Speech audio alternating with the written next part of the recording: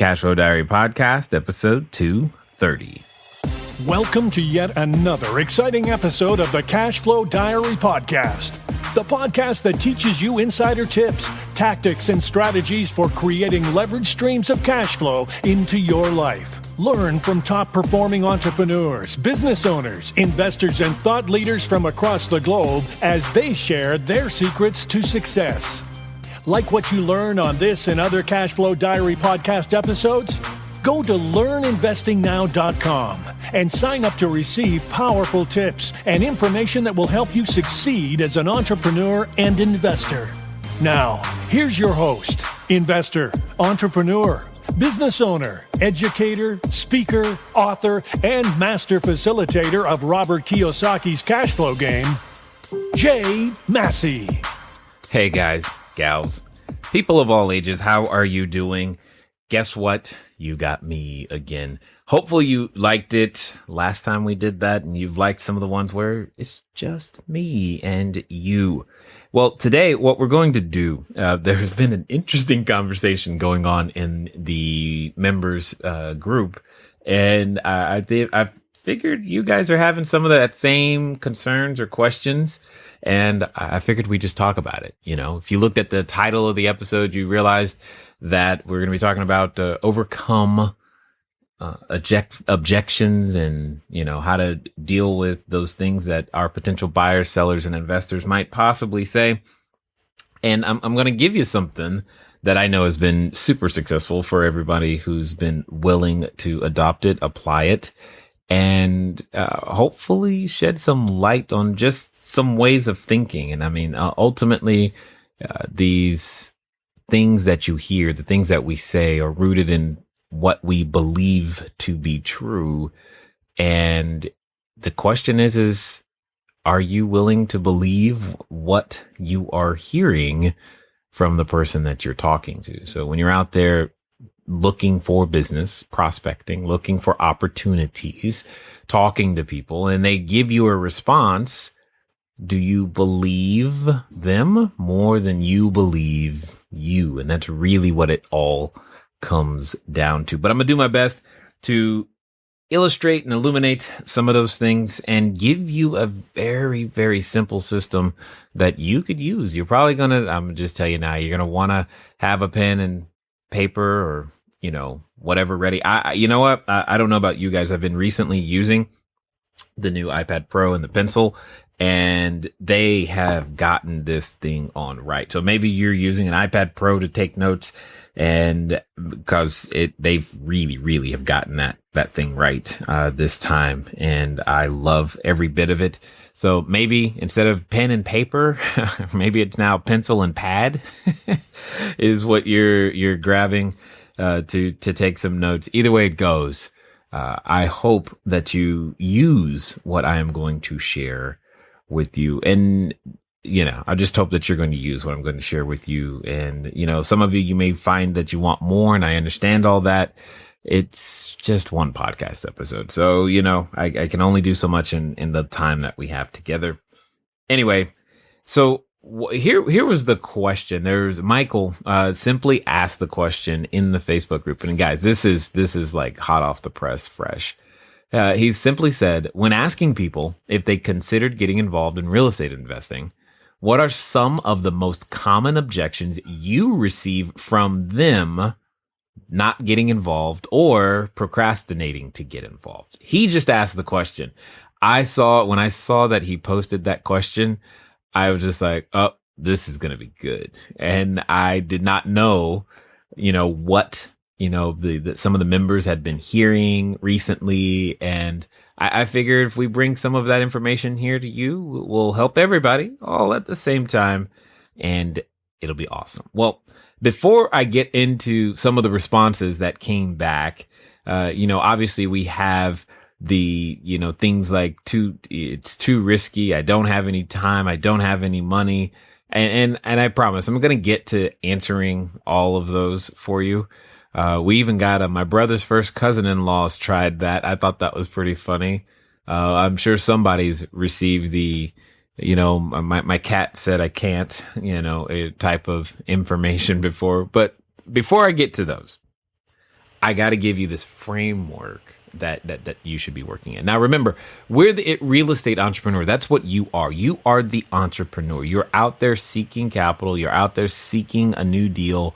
You're out there maybe even looking for a buyer for something that you've got right now. You're looking to grow your business in some tangible way. Now, I know it sounds counterintuitive, but you just need to follow me on this. All of our business as a real estate entrepreneur revolves around three people. Well, technically one person, our customer, right? But we have three different types. They're either buyers, sellers, or investors, period. Buyers, sellers, or investors. They're buying something from us. They're sellers, meaning they're providing the inventory that we're probably going to resell later. Or they're investors and they're using their capital. They're letting us use their capital to go out there to some sort of productive enterprise and to come back with more. At least that's the goal when you're out there doing it.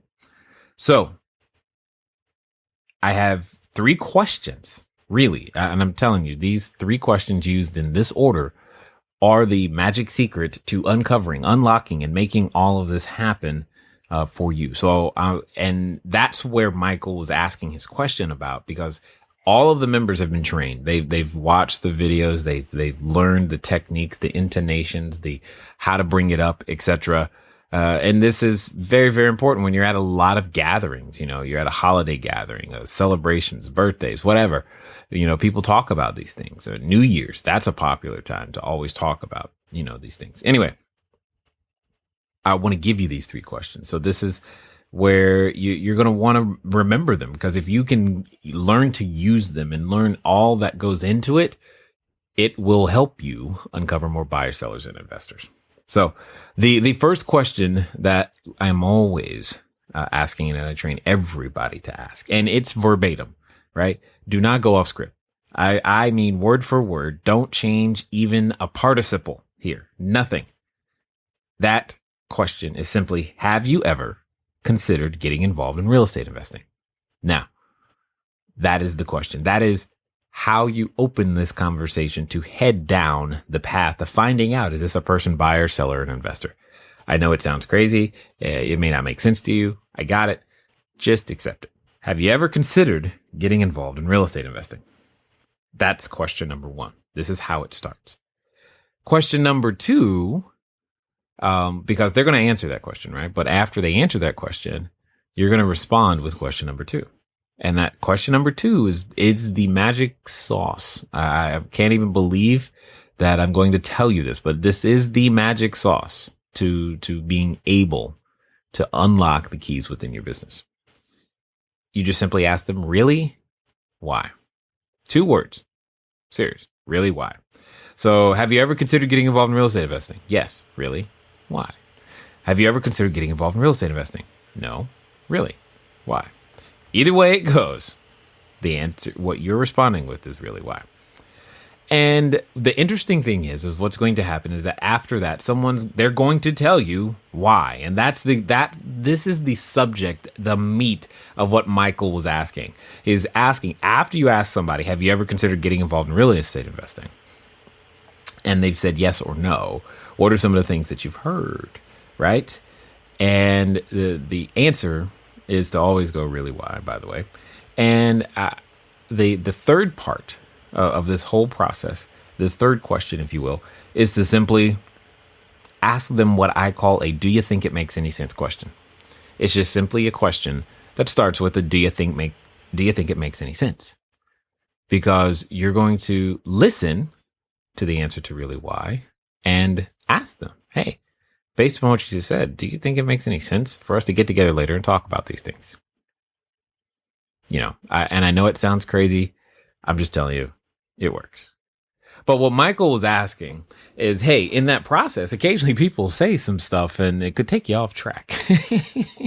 You just don't know. You feel like you're supposed to say something different simply because of what they said. For example, Susan responded that one of the things that she heard is it's too risky, and she put too risky in quotation marks. So too risky. And it's like, have you ever considered getting involved in real estate investing? No, I haven't. Too risky. Well, what you're supposed to say right there, really, why? I know it doesn't sound like that's what you're supposed to do. You feel your instinct is to jump on the prove it bandwagon and show them why your deal or whatever you're doing isn't too risky. That doesn't mean there isn't risk, because that's the one thing you don't want to do. There's risk in everything. Deals go up, they go down, they go sideways. And I've had deals go up. I've had deals go down. I've had investors go up and investors go down. It happens, I make mistakes. It's human. It's part of it. We never hide. We do our best to continually communicate, let people know, hey, here's what's going on. And you do your best to stick in there and fix the problem. Yes, there is a risk. One of the biggest risks is you, to be honest, you, the real estate entrepreneur. The investor doesn't know how you're going to respond. And well, honestly, you don't know how you're going to respond either. But so it's not like the words too risky doesn't make sense to you, but there's some thinking behind that if, and as you become I'll say a not just seasoned, but professional information gatherer. And I talk about this a lot, but becoming a professional information gatherer, the real thing is to understand the words or the meanings behind those words. Because when I say the word's too risky, I don't know what goes through your head, but I promise you, it's not the same thing as somebody else who's listening right now. Someone else right now is listening. We did some studies, and looking at some of our statistics. There's enough of you listening now that I know that approximately every 93 seconds, someone starts listening to the podcast. So somebody's listening with you right now, just so you know. If you've been listening for more than 93 seconds, and you have, somebody is listening with you. And the interesting thing is when they hear too risky, they have a completely different picture in your head than you've got. But you got to understand, it's not about the picture that's in your head. But this is why words like really why are important. And what you've got to learn to do is train yourself to stay calm and stick to the system. So what does that mean? Hey, have you ever considered getting involved in real estate investing? No, it's too risky. Really? Why? Because what you want to do is you want to find out, why did they say it's too risky? See, the thing to really hear is that there's a magic question that I learned from a friend over at Real Estate Guys Radio, Robert Helms. He likes to ask, compared to what? It's one of the most important questions on the planet. Compared to what? It's too risky. Okay. It's too risky compared to what? See, when I want to be a little bit more aggressive, it's, okay, I hear you're too risky. I'm going to raise you compared to what? If I'm just being nice and gentle, it's really why. It's too risky. Really? Why? What would make you say that?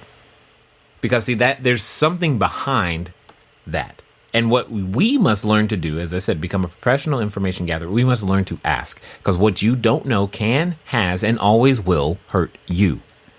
But it also hurts your potential buyer, seller, and investor as well. Too risky.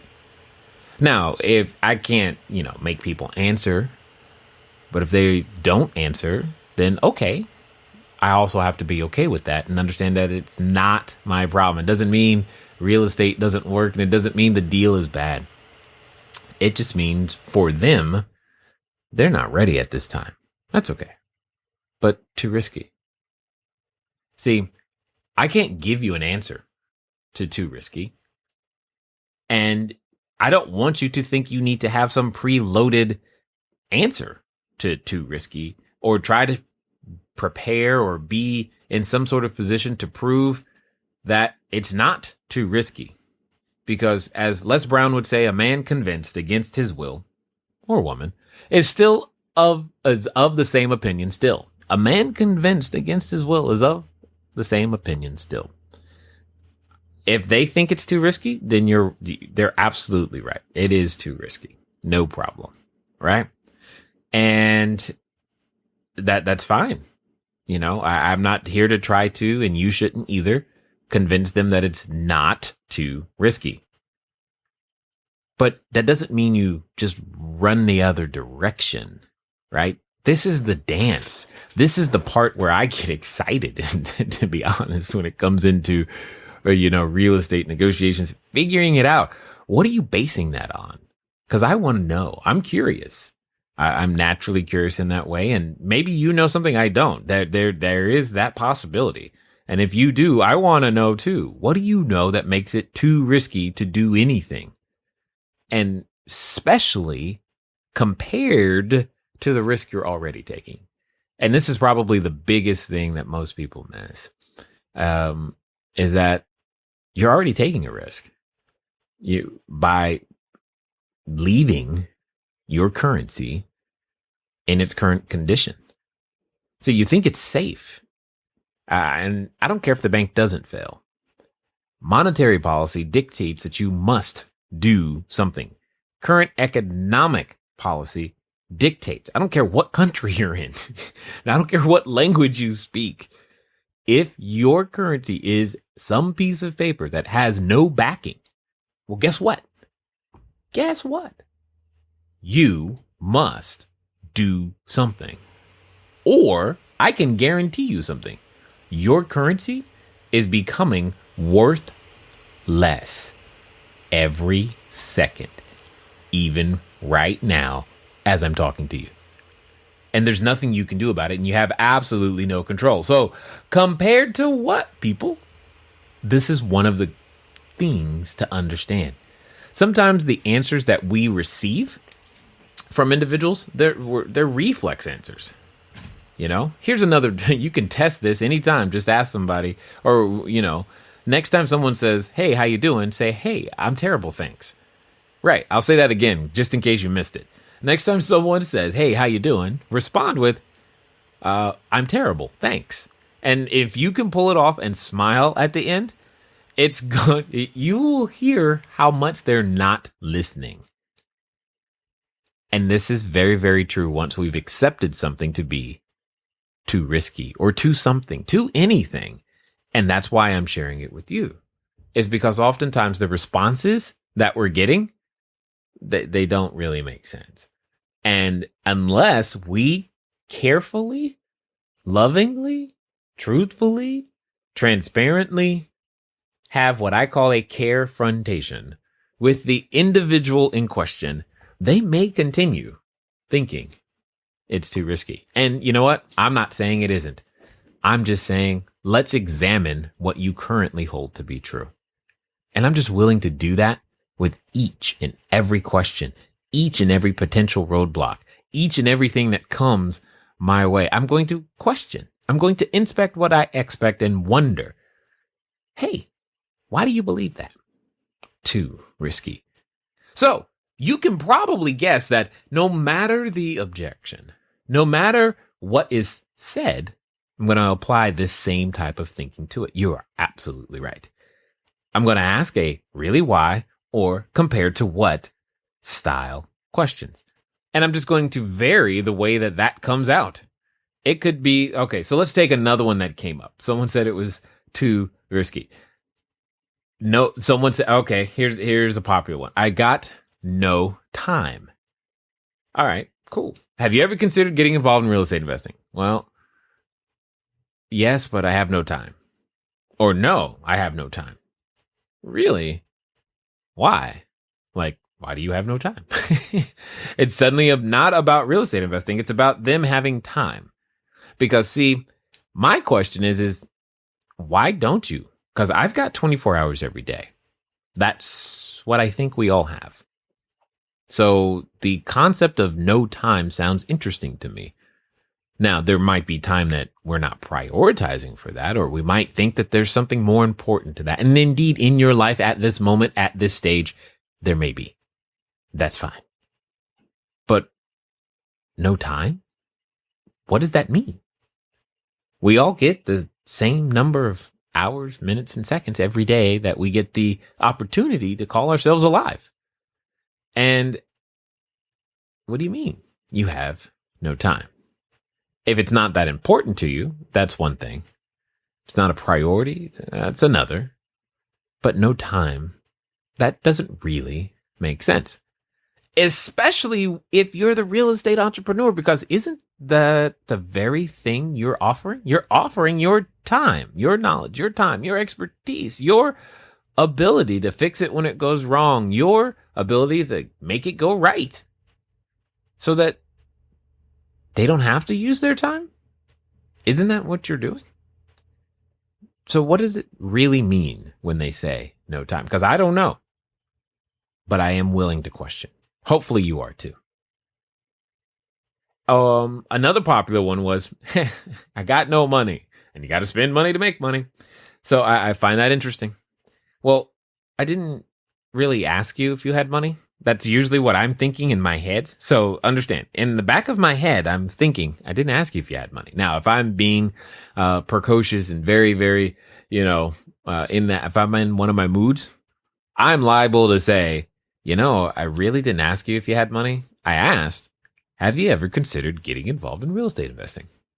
Somehow that got collapsed into, do you have any money? But that's not what I asked.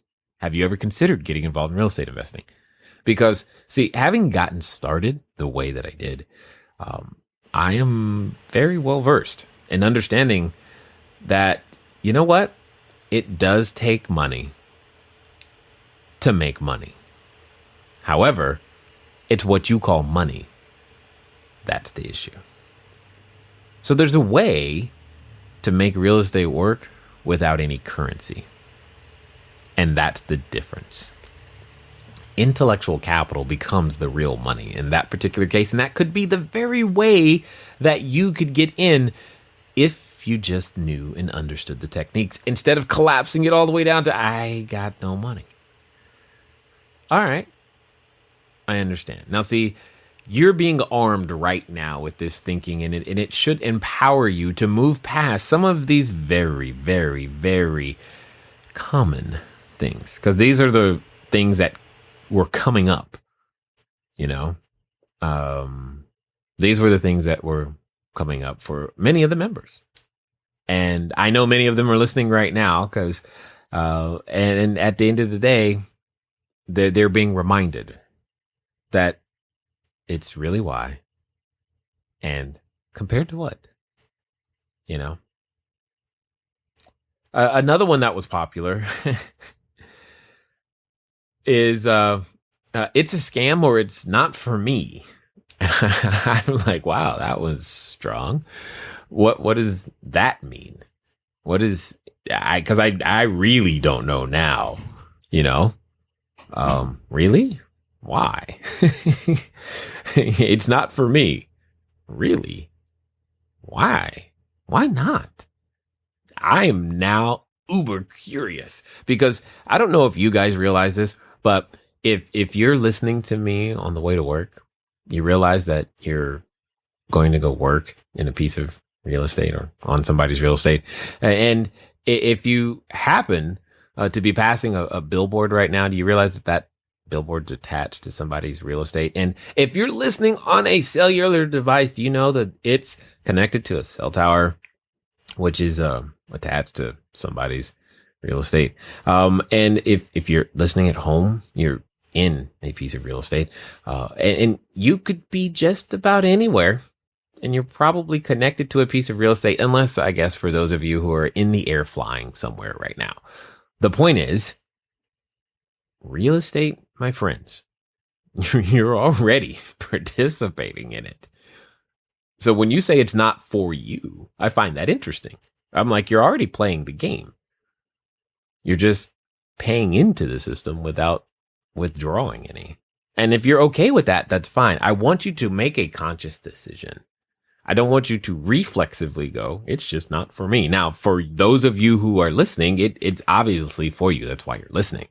And what I'm working to do is to arm you with the thinking and just show you how two simple words, really why, and a little bit of compared to what thinking actually handles 99% of anything that's going to be thrown at you. If you can just keep your emotions in check. Because see, that's what happens when someone presents us something that we are suddenly concerned that, oh my God, I don't have some snappy, cool answer. We get a little afraid. And it's been scientifically proven. When we get afraid, we start thinking with completely different areas of the brain. And more importantly, our emotions go up. Therefore, our intelligence goes straight through the floor. And I guess that's why we have the Darwin Awards. Here's the point. The more you practice this, the less that'll happen to you. In fact, I'm willing to bet just hearing this podcast, this training, if you will lessen the anxiety the next time you hear it. You'll feel like you've got a script. I'm like, oh my God, Jay said they were going to say that. I know what to do. That's correct. Breathe, smile. Really? Why? And keep it that simple. See, you can do this. Totally. You can do this. So I just always remember to question these things in this very fashion. And I think you'll be able to make us significantly more progress. See, the challenging thing, the most challenging thing about real estate is that it's the business model that I am aware of that requires the most number of relationships just to get one transaction done, regardless of transaction size. So even if all you want to do is a $10,000 house, $20,000 house, $50,000 house, 200 million euro building, I don't care. It's going to require a significant number of relationships. And in some cases, the same number of relationships are required for a 100,000 euro house, as well as a 50,000 euro house or $1 million. It doesn't really matter the currency. It doesn't really matter the denomination. The process is very, very similar, and you still have to talk to people. And that's the interesting thing. We've forgotten how to do that. We've forgotten how to care and actually help someone and understand, hey, here's what's going on. What I do find interesting is that, doctors, dentists, coaches in general, salespeople, as well as engineers, we've had a ton of success with, because I think their professions require them to ask so many questions because they know they don't have the answer yet. And I think it predisposes them to being successful here on the real estate world, simply because they're accustomed to becoming professional information gatherers, or pigs, as I like to call it. You have to be a pig, right? And that's really what it comes down to. So Joel was saying that he got what he heard was there are no guarantees, too risky, and the ever popular fear of losing it all. Well, really? Why? There are no guarantees. I know, right? And we've all heard Clint Eastwood say, if you want guarantees, get a toaster, right? Or was that John Wayne? It's one of those Western guys. Too risky. We've talked about fear of losing it all. You know what? You really can't take it with you, but I understand. There is an emotional attachment to our currency. There was an episode a while back with Josh and Lisa Landon. You may be familiar with them. They're part of the Rich Dad Advisors crew.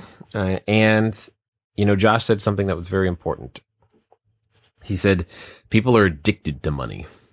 And he's in a position to understand addiction, having overcome it, and having a business that helps people overcome the same thing. And he gets that. And I find it interesting, but we can have an unhealthy relationship with the currency in our pockets, wallets, bank accounts, etc. And I'm not saying you shouldn't be afraid of losing it all. There's some respect for that, but that doesn't give you the excuse, not in my opinion, to sit there and do nothing, especially given, as I said earlier, current economic and monetary policy of every nation on the planet. Period. There isn't a nation right now getting it right. You don't have an option. You must become smarter. It's no longer safe it's not been safe for a long time to just sit around and do nothing. It is what it is. You know, it is what it is. So typically the objections are going to revolve around something that the person feels that they lack. Well, fear of losing it all, maybe they lack the courage. I can't see myself being brave enough to actually take that kind of a risk. I can understand that. Or maybe they lack the knowledge. They're like, I don't know what I'm doing. Okay. And commonly, I don't have money. I don't have credit. I don't have the access to the resources that I need to actually execute, or what I believe I need to actually execute. Well, here's the cool thing about that, entrepreneurs. Hopefully you're listening. They just told you what it is they're missing and what you need to supply so that they might actually move forward. This is why the magic, do you think it makes any sense? Well, makes sense. And you've got to just go out there and ask them. So let me give you a quick recap. What you're going to do is, have you ever considered getting involved in real estate investing? Just ask the question. You're going to hear what they say and you're going to go, really? Why? And you're going to be in the back of your head with that compared to what thinking going on. And then you're eventually just going to wait. And hey, Frank, based upon everything you just said, do you think it makes any sense for us to sit down later and talk about some of these things? And Frank's going to answer. And that might be the very opportunity you've been looking for. It's been fun talking to you today. I look forward to talking to you soon. Until next time.